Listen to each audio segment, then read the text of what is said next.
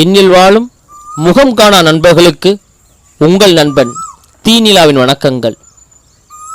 அவள் மீது கொண்ட காதலின் காரணமாக அவளையே நினைத்து யாசித்துக் கொண்டிருக்கிறான்.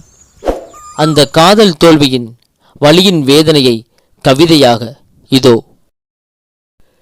மின்னல் நாரெடுத்து விண்மீன் பூத்தொடுத்து வண்ண மாலை கட்டி இடிமேளம் நாதம் கொட்டி நான் அவளை ஏற்றுக்கொண்டேன் என் மனதில். வான வில்வளைத்து மேக பஞ்சனையில் தாமரை இதழெடுத்து பன்னீரை தூவிவிட்டு பால் நிலவாய் அவள் இருக்க நான் அவளை அணைத்திருந்தேன். சத்தம் இல்லாத முத்தம், அங்கு இரத்தம் இல்லாத ஒரு யுத்தம். ஜெயிப்பது யாராயினும் பரிசு நம் இருவருக்கே. ஜெயிப்பது யாராயினும் பரிசு நம் இருவருக்கே.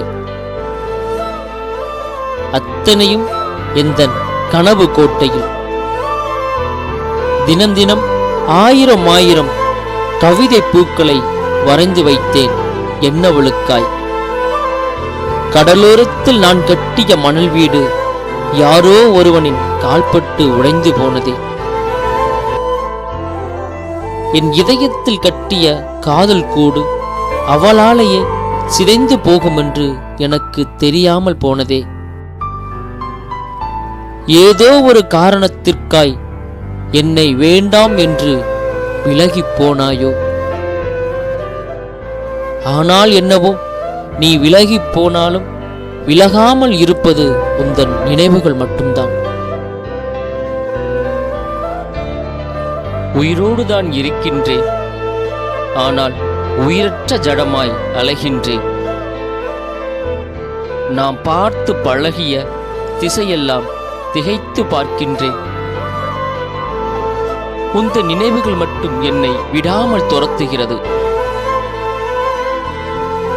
உள்ளிருக்கும் இதயம் கூட வெளியே வர துடிக்கிறது. நான் என்ன பாவம் செய்தேனோ, பாவையை உடையணைத்து பைத்தியமாய் அலைகின்றேன்.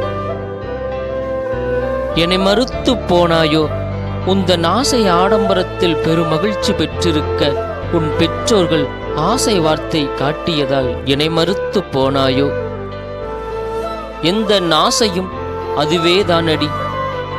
எப்போது உன் முகத்தில் சந்தோஷமே திளைத்திருக்க அதுவே போதுமடி. எந்த ஆசையும் அதுவே தானடி. எது எப்படியோ, கவிதை பூக்கள் வரைந்த நான் இன்று கண்ணீர் பூக்களை வடித்துக் கொண்டிருக்கின்றேன். எத்தனை முறையடி என் மரணத்தை தவிர்க்க மருந்தொன்று தருவாயா? அப்படியும் இல்லை என்றால் ஓர் நொடி நான் இறந்து போகும் முன்னே என் கண்முன்னே வந்து நில்லடி. உந்தன் காலடி சேர வரம் ஒன்று தருவாயா? உந்தன் பின்பத்தையாவது எனதாக்கி நான் கண்மூடி போகிறேன். உந்தன் பின்பத்தையாவது எனதாக்கி நான் கண்மூடி போகிறேன்.